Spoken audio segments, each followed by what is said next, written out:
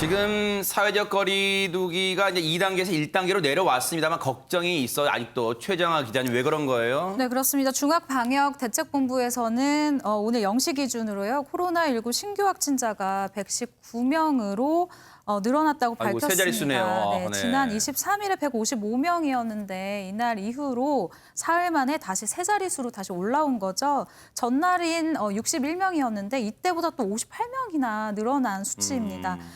방역 당국이 아직도 긴장의 끈을 놓을 수 없는 이유가 확진자 수치를 보면 롤러코스터를 타고 있는 거예요. 보세요.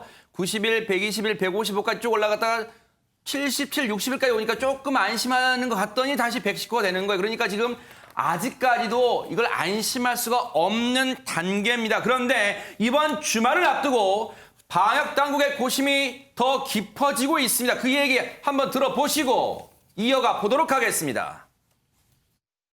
또 다가오는 새로운 주말이면은 할로윈 데이가 있어서 젊은 층을 중심으로 유흥시설 이용이 늘어날 것이고 또 그것이 소규모 또 폭발로 일어날 수 있는 가능성을 충분히 가지고 있습니다. 할로윈 데이라는 하나의 작은 행사를 축으로 해서 계기로 해서 소규모 파티를 가지고 싶어하는 그런 바람은 충분히 저희들도 이해를 합니다.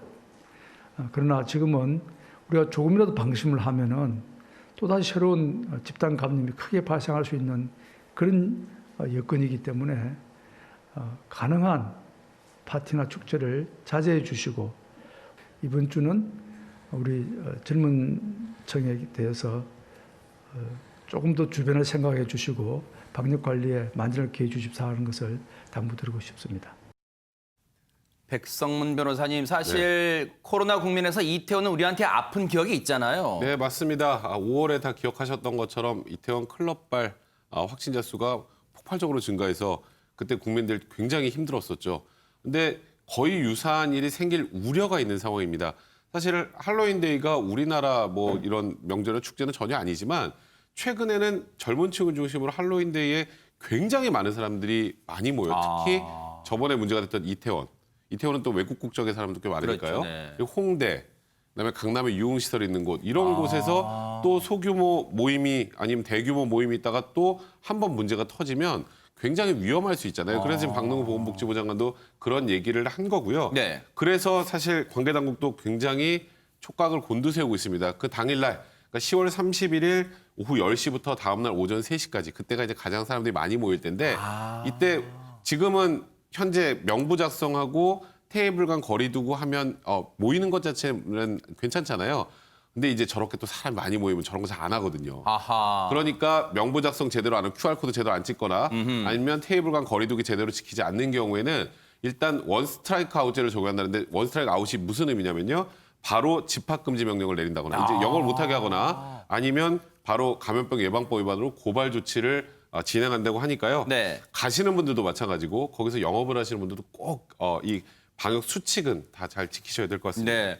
아니 근데 사실 이거 헬로윈데 이제 발음은 뭐 할로윈인지 헬로윈인지 잘 모르겠습니다만 어쨌든 이거 이 축제라고 해야 됩니까? 이거를 원래 우리나라 게 아니잖아요. 근데 미국에서는 원래 하고 있는 미국에서는 이거 어떻게 보낸답니까, 최재문 교수님? 원래는 사실은 지금 얘기하는 것처럼 이제 보통 우리가 그렇게 얘기해요. 트윗와 트위트라고 그래서 사탕을 주고받는 그런 전통이 있고 할로윈 같은 미국에서는 이제 이런 상황이 아니면 복장을 뭐 유령 복장을 하거나 해골 복장을 하거나 이런 복장을 해서 돌아다니면서 밤에 지금 화면에 나오고 있죠. 저런 모습을 하는 건데 지금 미국도요. 코로나 때문에 이런 걸 잘 안 해요. 그래요? 네, 지금 어떻게든 미국 같은 경우에는 어떻게 하고 있냐면 네. 로봇을 이용해서 대문 모양의 큰 로봇을 만들어놨어요. 마을에. 지금 나오죠. 저 대문이 만들어 놓은 거 로봇으로 만든 거거든요. 로봇이에요? 네, 로봇이에요. 왜냐면 아이들이 지금 보면 우체통에서 뭐가 나오죠? 초콜릿이 나오잖아요. 저런 식으로. 그러니까 대면 접촉을 줄이기 위해서 동네 아이들을 위해 저런 아이디어가 생긴 거예요. 아하. 로봇으로 대문을 만들고 거기서 아이들이 와서 사탕 주세요 하면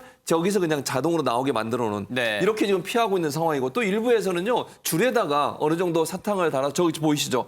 저렇게 전달해죠. 접촉을 피하기 네네. 위해서. 또는 어떤 것도 있냐면 나무에 사탕을 매달아 놓고 아이들이 와서 그걸 가져가도록 만드는. 아하. 그렇게 지금 아이디어를 내면서 미국에서는 도리어 헬로윈 파리에서 파리 같은 거 안 하고 또 저렇게 사탕도 가능한 한 비대면으로 주려고 하는 아이디어가 나오고 있는데 우리나라가 만약에 저런 외국에서 온 문화를 받아가지고 한꺼번에 모이고 이렇게 밀접 접촉하는 이런 모습이 보인다고 하면 그건 정말 미국도 피하고 있는 것을 우리나라가 하고 있는 꼴이 되기 때문에 네. 바람직하지 않습니다. 이런 네. 행동 안 하셨으면 좋겠다는 생각이 듭니다. 저렇게까지 미국도 이 코로나 국면에서 비대면 행사를 자체를 안 할 수는 없으니까요. 오랫동안 전통적으로 내려왔던 거기 때문에. 근데 저렇게 고육지책을 하고 있습니다. 그래서 지금 서울시도 긴급 점검에 들어갔는데 관련 얘기 쭉 들어보시고 이어가 보도록 하겠습니다.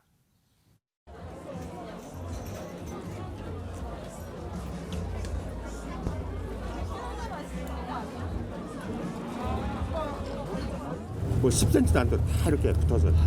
지금 입장 인원도 한 4,500명 돼 지금. 여기 인원 최대 몇 명이에요? 246명. 240. 이행여부 점검차 나왔어요? 네. 영업 허가증 있죠? 네네. 그것 좀 보여주세요. 아니 업소에 계시면 사장님, 주임사장 100% 마스크 착용해요. 네, 알겠습니다. 핵심 방역 수칙을 미이행한 업소에 대해서는 저희가 이제 관할 자치구에 통보를 해서 집합 금지든 이제 강력한 행정 조치를 하고 있습니다. 초과 인원이라든가 저기 거리두기가 안 되는 그런 업소도 꽤 있었습니다. 저렇게 방역 지침은요. 한순간에 방심이 큰 화를 불러올 수 있기 때문에 계속해서 지켜져야 됩니다. 그런데 혹시 여러분 최근에 식당 같은 데서 종종 주인분과 손님 간의 승강이를 벌이고 있는 장면을 목격하신 분이 계실까요? 이것 때문에 그런답니다. 김우배 팀장님. 그렇습니다. 지금 사회적 거리두기 1단계로 내려갔지 않습니까? 이제 클럽이나 유흥, 뭐 노래방이 풀었는데 이제 사람들도 식당을 가지 않습니까? 식당에 가게 되면은 우리가 이제 장부에 전화번호를 적습니다. 아니면 QR코드를 찍든지 네. 마스크 쓰는 건 당연하고요. 그런데 식당에 온 손님들이 항의를 하는 거예요. 왜 1단계 내려왔는데 명부를 적느냐. 아하. 내 휴대폰 번호 혹시 팔아 넘기는 거 아니냐. 아하. 그리고 마스크 잘 쓰기면 되는데 구태ек을 적어야 되느냐. 이렇게 항의하기 때문에 식당 주인도 난감한 거죠. 1단계 내려왔지만 지금 명부나 QR코드를 찍고 있지 않습니까? 네. 그러다 보니까 방역에 협조해야 되고 당연히 해야 될지도 불구하고 이렇게 항의를 하니까 이거 언제까지 이거를 또 써야 되는 건지 어허. 그 손님들한테 참 대응하기가 힘든 거죠. 네. 어쨌든 그렇다 하더라도 1단계 내려왔다 하더라도 지금 방역을 위해서는 그래도 방명록에 써야 되고 휴대폰 적어야 되고 QR코드를 찍히면서 아직까지는 좀 더 협조를 해야 된다고 생각이 듭니다. 저 명부 작성하서 QR코드 안 되시는 분은 명부를 지금 수기로 작성하잖아요. 지금도 찜찜할 거예요. 근데 제 생각에도 제 기억에도 아니 제 생각에도 최정화 기자님 2.5단계 되면서부터 우리가 QR코드랑 명부 작성 의무화되고 막 그런 거 아니었어요? 근데 이 부분에 대해서 저희가 타임테이블을 좀 볼 필요가 있는 것 같은데요. 아하. 식당에서 지금까지 좀 적게 꺼림칙하셨던 분들 이 부분 꼭 보셨으면 좋겠습니다. 일단 2월을 볼 필요가 있는데 2월 같은 경우에 거리두기 방침이 시작이 됐고요. 또 3월 같은 경우에는 명부 작성 지침이 시행이 됐습니다. 그리고 5월에 생활 속 거리두기가 사실상 1단계였고 저희가 기억하는 2.5단계 같은 경우에는 8월에 2단계였다가 상황이 너무 좋지 않아져서 2.5단계로 격상이 됐었어요. 네. 그리고 지금 다시 1단계로 완화가 된 상황이죠. 아하. 그런데 사실은 정부에서는 지난 3월에 코로나19 확산을 막기 위해서 뭐 PC방이라던가 노래방이라던가 뭐 클럽이라던가 이런 다중 이용 시설에 방역 7대 지침을 시행을 했습니다. 이때 바로 이 명부 작성을 하기 시작했었던 건데 사실 이 다중 이용 시설 업주가 이용자 명부를 확보하도록 했었어요. 근데 중앙재난안전대책본부에서 이 명부에 뭐 방문 시간이라던가 뭐 이름이라던가 연락처를 적어라라는 가이드라인을 사실 이미 앞서서 이야기한 상황이었습니다. 아하. 지금 최정화 기자님 설명 듣고 보니까 우리가 그동안 망각했거나 착각했어요. 장현민 변호사님, 우리는 그냥 2.5단계 때부터 이 QR코드나 명부 작성 의무화가 된 줄 알았어요. 그렇습니다. 네. 저도 그렇게 좀 오인을 하고 있었는데 실제로는 이제 단계가 낮더라도 본인의 인적사항을 기재하도록 했던 방침이 있었으니까 이게 1단계가 됐다고 해가지고 뭐 이게 안 적던 걸 적게 한다거나 적던 걸 안 적게 해야 된다거나 이런 불만을 가지실 필요는 전혀 없어 보입니다. 네. 그렇다면 방법은 하나입니다. 일단은 불편하시더라도요. 앞서 보셨죠? 방심하면 순식간에 확진자가 늘 수가 있는 거예요. 그렇다 보니까 불편하시더라도 나뿐만 아니라 우리 사회, 내 가족의 건강을 위해서라도 꼭 동참을 좀 해주시는 게 어떨까 그런 생각을 해봅니다. 자, 여러분과 함께하는 뉴스파이터 이제 다음 얘기로 넘어가 보겠습니다.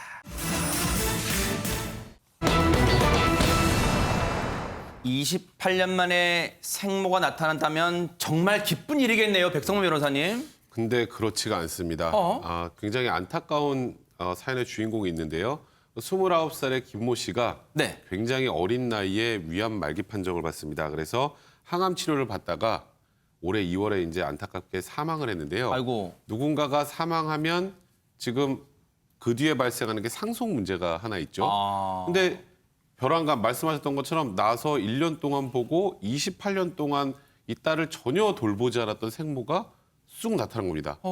이제 어떻게 생각하면 이 딸이 이제 이렇게 안타깝게 사망을 했으니까 그래도 일단 조의라도 하려고 온 건가 그게 아니었고요. 네. 이제 이 딸은 그 이후에 계모와 이복 동생과 함께 살았는데 이 아플 때 이 둘이 굉장히 극진하게 병간호를 해왔다고 세상에. 합니다. 그런데 오자마자 내가 상속인인 걸로 알고 있으니까 사망보험금을 나눠달라라는 얘기를 하면서 이 친모가 등장을 한 겁니다. 장윤미 변호사님. 아무리 피도 눈물도 없다는 말이 있지만 이건 너무한 거 아닙니까? 이 생모라는 사람요. 네, 그렇죠. 사실 심정적으로는 전혀 공감이 안 되는 부분인데 법적으로는 좀 달리 평가가 되는 부분이 있습니다. 그 부분이 안타까운 건데요. 상속 결격 사유가 민법에 규정이 돼 있습니다. 하지만 이렇게 어렸을 때 유기했다든지 제대로 돌보지 않았다는 사정은 상속 결격에 해당하지가 않기 때문에 친모라는 이유로 딸이 사망한 이후에는 단독 상속자로 본인이 보험금을 수령할 수가 있게 되는 겁니다. 아하. 그렇기 때문에 상속권의 절반을 가진 김 씨의 또 아버지가 있었는데 아버지는 사실 친부인데 먼저 돌아가셨기 때문에 아이고. 이 어머니가 모든 금원을 다 수령하는 게 가능하게 된 겁니다. 아니 그러면 혹시 이 지금 안타깝게 사망하신 분 29살 사실은 생모한테 혹시라도 나 죽고 나면 생모가 나타난다면 절대로 상속금 못 받게 해주세요라고 유언 같은 걸 남겼다면 가정법이긴 합니다만 그건 효력이 있어요, 장윤 변호사님? 사실상 어떤 구술로만 남기는 것은 유언으로서의 효력이 없습니다. 지금 이 돌아가신 분의 가족으로는 새 어머니와 이복 동생이 있다라고 하는데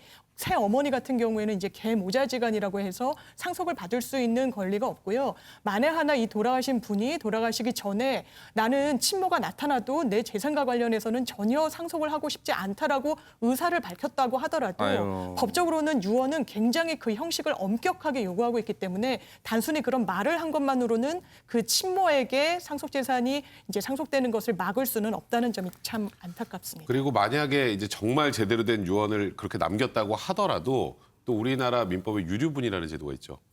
그래서 최소한 이 생모가 본인 상속분의 절반은 또 받아올 수가 있어요. 아하. 그러니까 완벽하게 생모에게 한 푼도 안 주겠다는 지금 현행법상 안 된다는 거죠. 법적으로 불가한 상황이군요. 그런데 여러분 28년 만에 느닷없이 나타난 생모가 이 사망하신 분 아우 정말 안타깝잖아요. 29살에 이 딸이 자신의 친딸이 사망한 이후에 사망보험금, 퇴직금, 전세금 등 이걸요 무려 1억 5천만 원을 가져갔다고요, 최정아 기자님. 네, 그렇습니다. 생모는 김 씨의 암투병으로 어려워진 새어머니의 이 집안 사정을 고려해서 보증금이 있었어요. 이 보증금이 약 8천만 원 정도였는데 이 8천만 원의 절반인 4천만 원을 새어머니에게 왜냐하면 그동안 병간호를 굉장히 열심히 했고 집안 사정이 어려워졌기 때문에 그 부분을 주겠다라고 얘기를 했다고 합니다. 약속을 했는데요.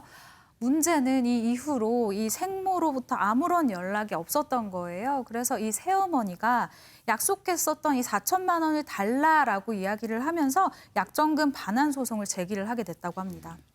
어떻게 망자는 하늘나라에서 이 상황을 얼마나 진짜 너무 어처구니 없고 분노 속에 바라볼 거예요. 근데 이 소송이 어떻게 돼가고 있습니까, 백성문 변호사님? 일단 이제 소송을 하면 이제 원피고가 법정에서 다투잖아요. 근데 이번 사안은 소송이라기보다 조정 절차로 들어가서 1,000만 원 정도 유족들에게 이 생모가 주는 것으로 정리가 됐는데 아유. 이 조정을 간 이유가 있습니다. 사실 제가 생각하기에는 이와 관련된 제대로 된 약정서가 있었던 것 같진 않아요. 그냥 나중에 그 절반 줄게 이렇게만 한 것 같은데 입증도 좀 어렵고요. 그리고 아시겠지만 아무리 불합리해도 지금 법적 상속인은 생모 한 명입니다. 하하. 그럼 이게 소송이 끝까지 가게 되면 아마도 유족에게, 그러니까 지금 제가 말하는 유족은 계모와 이복 동생을 얘기하는 겁니다. 유족에게 불리할 수밖에 없는 오히려 상황이라는 것 불리해요? 같아요. 네, 어허. 그래서 제 생각에 재판부에서도 그리고 끝까지 가서 혹시 또 이 생모가 본인이 지게 되면 또 4천만 원을 줘야 될 수 있으니까 한 1,000만 원 정도 선에서 합의를 하고 끝내는 것으로 마무리를 했는데요. 참 제가 뭐 법조인이지만 이 조정 과정도 참 씁쓸합니다. 그러니까요. 그런데 최진봉 교수님 사실 망자 앞에서 이 생모나 또 계모와 이복 동생이 무슨 이 금전 문제로 다툼을 하는 게 망자한테는 정말 누가 되겠지만 그래도 이 계모나 이복 동생 입장에서는 그동안 지극정성으로 이 가족을 이 여성을 돌봐온 걸 생각하면 너무너무 어처구니가 없을 것 같습니다. 어처구니 없죠. 그러니까 이 새어머니 같은 경우 뭐라고까지 일까지 그만뒀대요. 그 세상에. 딸, 그 사망한 딸을 병간호하려고 아이고. 본인이 다니던 직장도 그만두고 아이를 돌봤던 거 아닙니까? 네. 그렇게까지 지극정성으로 아이를 가능한 한 살려내려고 노력을 했던 그 노력이 있는데 지금 또 하나 문제가 뭐냐면 절도범으로 또 몰려 있어요. 왜요? 왜냐면요, 그 친어머니라는 사람이 28년 만에 왔다 그랬잖아요. 이 사람이 또 고소를 했습니다. 이유가 뭐냐면 이제 그 사망한 그 여성분, 그분이 갖고 있던 카드로 아마 병원 치료비, 장례비를 썼나 봐요. 그게 한 5,500만 원 정도 되는 것 같아요. 계모분이 네. 예, 그렇죠. 왜냐면 이제 치료비 써야 되니까 카드 그러니까요, 쓸 수밖에 네. 없잖아요. 이 돈을 돌려달라고 부당 이득금 반환 청구 소송을 또 건 거예요. 생모가? 예. 그러니까 그 돈 뭐 그 남결혼 재산 다 가져갈 뿐만 아니라 이거 5,500만 원 쓴 것도 돌려달라고 또 다시 소송을 걸어서 지금은 이제 절도범 신세로 몰려 있는 상황이에요. 저는 좀 모르겠습니다. 개인적인 제 생각이나 생보라는 분이 상식을 갖고 계신 분이라면 저렇게 행동하는 것은 좀 이해가 안 되는 행동이라고 봅니다. 이런 걸 보면 법이 너무 메마른 것 같아요. 아니 어떻게 이렇게 계모와 이복 동생 측이 고스란히 그 돈을 물어줘야 될 상황까지 오게 된 겁니까? 백성문 변호사님. 사실 제가 말씀드렸던 것처럼 아까 장윤 변호사님도 상속 결격에 관련된 얘기를 해주셨는데 우리 일명 뭐 구하라법이라고 하죠. 구하라 씨의 또 생모가 또 상속 때문에 나타난 것 가지고 굉장히 논란이 많이 됐었죠. 근데 저번 국회에서 자동 폐기됐어요. 아이고. 그리고 지금 이번 국회에서도 상정이 돼 있는데 이제 말씀드렸던 상속 결격 사유에 부양 의무를 현저하게 이행하지 아니한 자 이게 한 줄만 들어가면 끝납니다. 근데 이게 없으면 법정 상속인은 아무리 옆에서 병관을 했고 뭘 했고 하더라도 우리 뭐 기여분 뭐 이런 얘기 하잖아요. 네네. 기여분이라는 것도 상속인이 전제가 돼야 되니까 이분들은 상속인 자체가 아니까 기여분도 못 받아요. 그러니까 이거는 지금 유족 측 변호사도 밝힌 것처럼 제가 말씀드렸던 이 상속 결격에 관련된 법적 공백 자체가 개선이 돼야지 지금 우리가 말하면서도 지금 뭐 앵커분도 지금 굉장히 표정이 안 좋아지셨는데 이런 일들이 사라지지 않을까 싶습니다. 네. 억울합니다. 진짜 젊음을 채 발산해보거나 피워보지 못한 채 눈을 감은 것도 억울한데요. 자신에게 한 번도 사랑을 주지 못한 생모가 28년 만에 나타나서 자신을 돌봐준 계모와 이복 동생에게 이런 아픔을 주는 걸 하늘나라에서 지켜봐야 되는 이 망자. 얼마 지금 땅을 치고 있을까 그런 생각이 듭니다. 너무너무 안타깝습니다. 자, 여러분과 함께하는 뉴스파이터. 이제 다음 얘기로 넘어가 보겠습니다. 자, 분위기를 확 바꿔보도록 하겠습니다. 역시 예향 출신을 달라 누구 얘기를 하는 걸까요? 최정화 기자님. 네, 흔히들 전라도를 미식의 도시로 아시는 분들이 많은데요. 예향이라고도 합니다. 그렇죠. 왜냐? 전라도에는 뭐 문학이라던가 국악, 무용, 미술, 서예 등 아주 다양한 장르에서 활동하시는 분들이 많기 때문인데요. 네. 지금 소개할 예향은 네. 올해로 데뷔 55주년을 맞이한 가수 남진 씨입니다. 55주년이에요? 네. 데뷔 55년 차 남진 씨가 최근 생애 첫 뮤직비디오를 촬영했다라는 소식입니다. 남진 씨의 첫 뮤직비디오를 돕기 위해서요. 정말 트로트계의 별들이 다 모였는데요. 네. 진성 씨가 왔고요. 또 홍진영 씨가 왔고요. 서른도 씨 등 이야. 이 트로트 패밀리들이 총출동을 했습니다. 총출동했네요. 그런데 정말 데뷔 55년 만에 첫 뮤직비디오라? 와, 안 믿겨집니다만 그 모습 한번 보시고 이어가 보도록 하겠습니다. 아가씨, 잠깐만. 아가씨, 잠깐만. 아가씨, 잠깐만. 계속 나오네. 하나, 둘, 셋. 아가씨, 잠깐만. 아가씨, 잠깐만. 시도 사랑해. 좋습니다. 자, 음악 주세요. 자, 이번 공연 편안하게 되시다가 충무함부터 갈게요. 자, 오른쪽 이거 기억나 시작하는데 볼게요. 자, 오른쪽부터.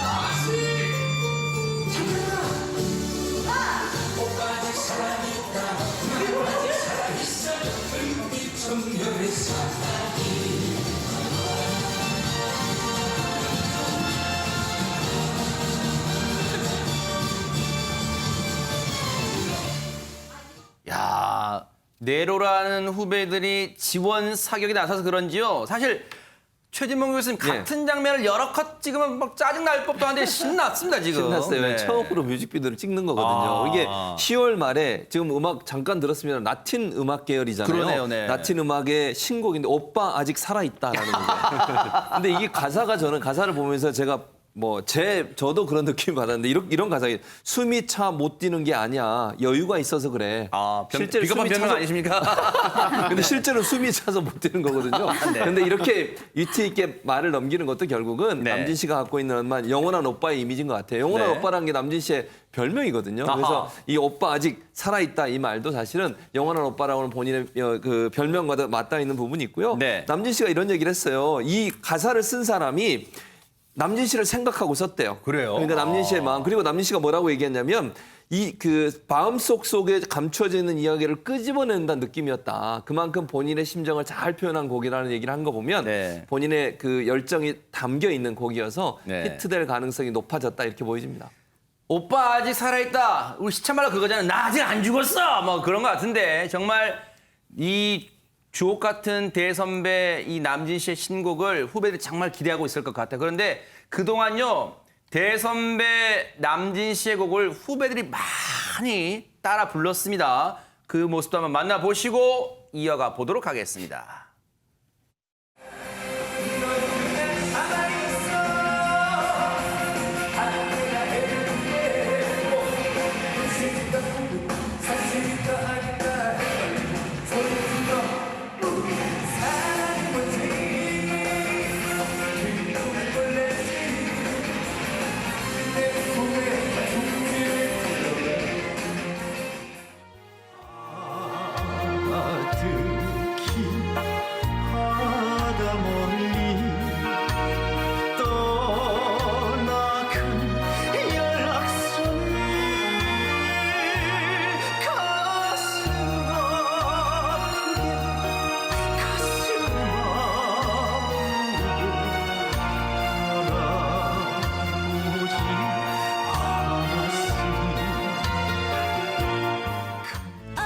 어차피 인생은 빈 술잔 들고 취하는 것 그대여 나머지 서름은 나의 빈잔을 채워준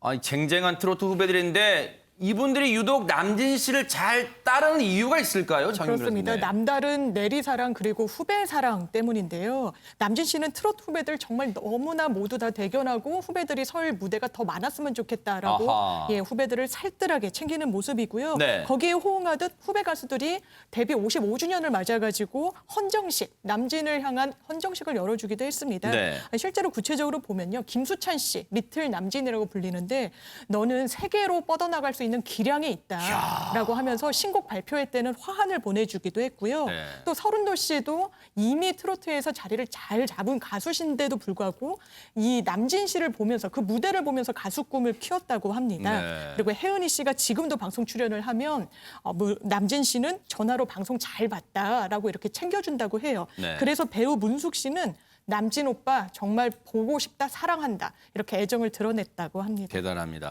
사실 남진 씨 하면은 따라다니는 수식어가 한국의 엘비스 프레슬리로 많이 불렸습니다. 그런데 사실 남진 씨 하면 떠오른 정말로 남진 씨를 유명하게 만든 곡이라 해도 과언이 아닐 겁니다. 그 노래 한번 들어보시고 이어가 보도록 하겠습니다.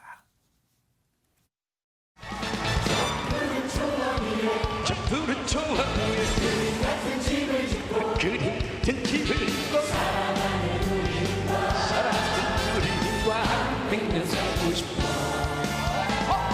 걱정이 것이 되지만 눈빛 따라 사는 것도 제 것이지만 한입을 좋아하는 너희와 함께 사랑은 좋아하는 좋아함과 함께 너희와 같이 산다면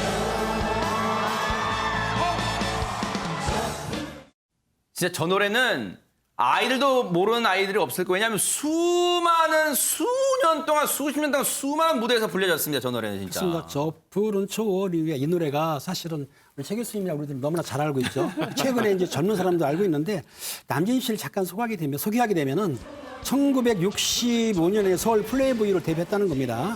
그리고 55년 차 트로트계의 대부라고 하는데 네. 뭐 님과 함께 빈잔, 둥지 등 많은 수많은 히트곡을 했지 않습니까? 네. 그 당시에 제가 있을 때 미국에 엘비스 프레슬리가 있었어요. 아하. 그런데 엘비스 프레슬리 복장을 하고 노래를 불렀어요. 그래서 한국의 엘비스 프레슬리다라고 했는데 저 님과 함께 노래는 아마 작곡가께서 많이 오라고 했는데 네. 10번을 펑크를 냈다는 거예요, 본인이. 안 간 거예요? 바쁘니까 못 갔죠. 어허! 그러니까 작곡가분이 열을 받았을 거 아닙니까? 화를 내가지고 열을 야, 이 노래 네. 다른 사람을 주겠다 이렇게 얘기를 한 거예요. 네. 그러니까 남진 씨가 들어보니까 노래가 너무 좋은 거예요. 네. 그래서 안 되겠다 싶어서 바로 간 거예요. 네. 그래가지고 다음 날 녹음을 했는데 네. 그때 만약에 하루만 늦게 갔다 하더라도 이 님과 함께 노래가 남진 씨가 부른 게 아니고 다른 사람이 불렀을 것이다. 네. 그러니까 사람이 부르면 빨리 가야 됩니다. 안 가면 안 됩니다. 네. 아무튼 저 님과 함께 노래가 데이트를 해가지고 네. 모든 사람이 예청하고 있는 거죠. 그런데 이게 하마터면 남의 노래가 될 뻔했다는 게 님과 함께라는 거예요. 근데 백성문 변호사님, 근데 이 님과 함께가 또 남진 씨한테는 잊을 수 없는 효자곡인 이유가 있다면서요? 네, 남진 씨가 사실 가장 이제 초절정의 인기를 누리고 있을 때 갑자기 해병대 자원 입대를 합니다. 그래요? 굉장히 파격적인 뉴스였어요. 근데 남진 씨가 그래서 베트남전 거기에도 참전을 했고요. 어허. 죽을 고비도 한 2번 넘겼다고 합니다. 그리고 이제 돌아왔잖아요. 네. 돌아왔는데 누군가가 남진 씨의 빈 공백을 메꾸고도 남는 한 분이 계셨어요. 바로 나훈아 씨입니다. 아, 그러네요. 나훈아 씨가 너무 인기가 많으니까 잊혀져 버리는 거예요. 어허. 근데 여기서 뭔가 확실한 노래로 다시 히트를 쳐야 남진이라는 이름을 또 대중들한테 각인시킬 수 있는데 그때 71년도에 제대하고 딱 받은 저 노래가 바로 이 님과 함께입니다. 이야. 이 님과 함께가 나오고 이 말 그대로 뭐 아까 말씀하셨던 것처럼 아이들도 다 알잖아요. 저 푸른 초원 위에는. 네. 이제 그래서 완전히 국민가요가 되고 그때 당시 이제 본인이 이 노래가 왜 인기 있었을까라는 분석을 이렇게 내놨습니다. 당시 산업화 시대 때 돈 네. 벌어서 고향에 가서 집을 짓고 살고 싶다라는 대중들의 바람과 이 노래 가사가 딱 맞물렸던 것 같다라고 얘기를 하고요. 이 노래로 3년 동안 연속해서 가수왕을 차지하게 됐습니다. 대박 사건이네요. 지금 저렇게 두 사람이 나란히 등도 마주대고 있는 사진도 있습니다만 얼마나 진귀한 사진입니까? 저 두 사람이요 정말 이 라이벌 구도를 형성하면서 정말 많은 가요 팬들은 행복했었을 겁니다. 그런데 남진 씨 정말 나훈아 씨와 견줄만한 이 지탱하게 해주는 원동력이 됐던 그 노래 한번 들어보시고 이어가 보도록 하겠습니다. 그대 찾아 천리길을 울려고 내가 왔나 떠나가는 연락선을 가슴 아프게 바라보지 않았으리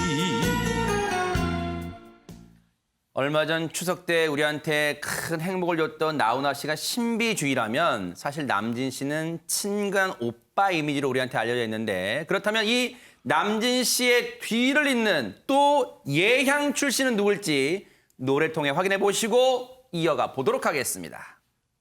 나를 사랑으로 채워줘요 사랑의 배터리가 다 됐나봐요 당신 없이 못 살아 정말 나는 못 살아 당신은 나의 배터리 산다는 건 다 그런 거라요 힘들고 아픈 날도 많지만 산다는 건 참 좋은 거래요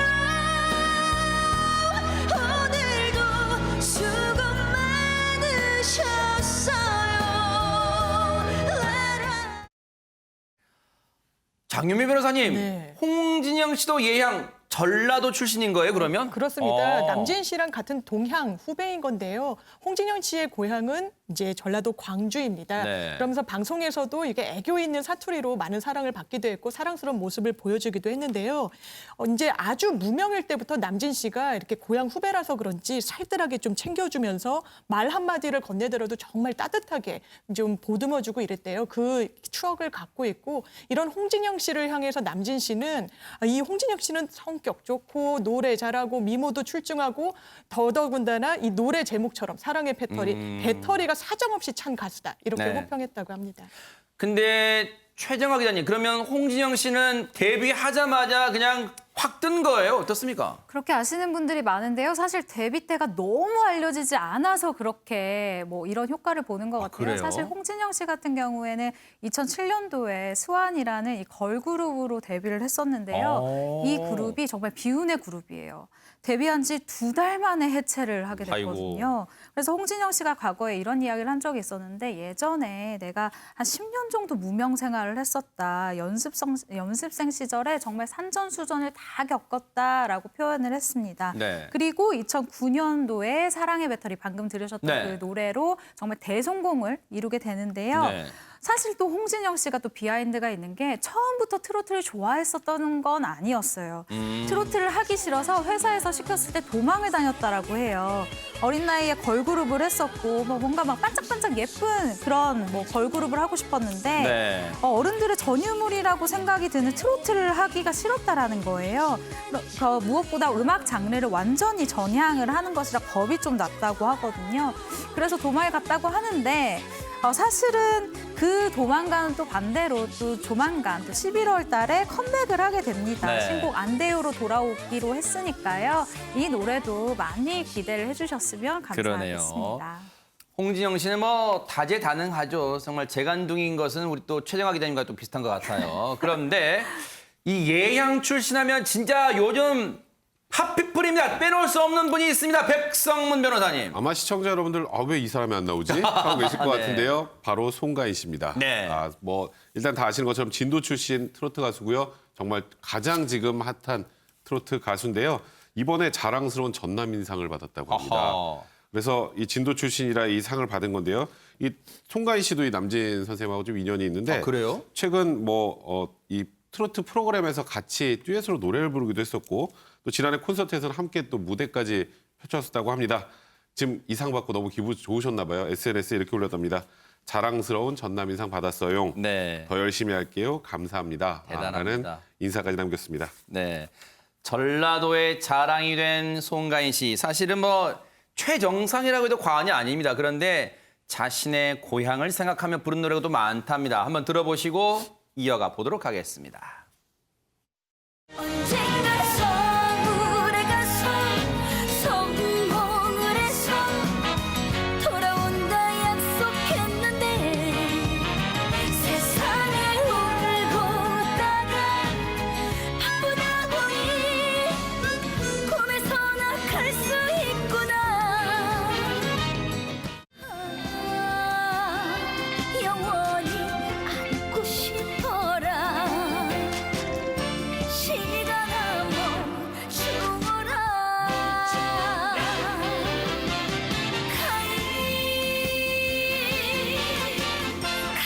가인이여라. 필연적인 사랑이여라. 보고 또 보고 싶은 가인이여라. 내 인생의 귀인이여라. 최정화 기자님, 서울의 달이라는 가사 들어보니까 서울에 가서 성공을 해서 딱 진짜 송가인 씨 상황이네요. 네, 그렇습니다. 약간 자기소개 같은 가사다라고 생각이 드는데요. 사실 송가인 씨가 지금 얼마나 유명해졌냐. 지금 고향집이 있는 전남 진도의 마을 같은 경우에는 진도를 가시는 분들이 필수로 사진을 찍고 오는 인증샷의 이 명소가 됐습니다. 네. 여행의 필수 코스가 된 건데요.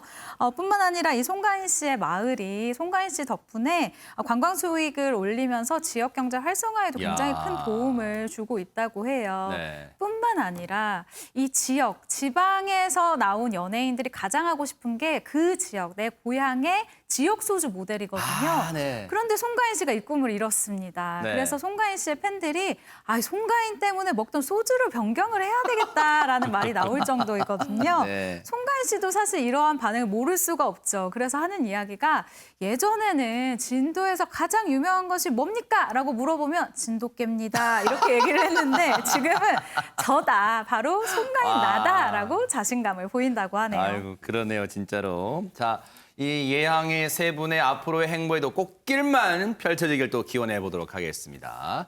자, 여러분과 함께하는 뉴스파이터, 이제 다음 얘기로 넘어가 보겠습니다.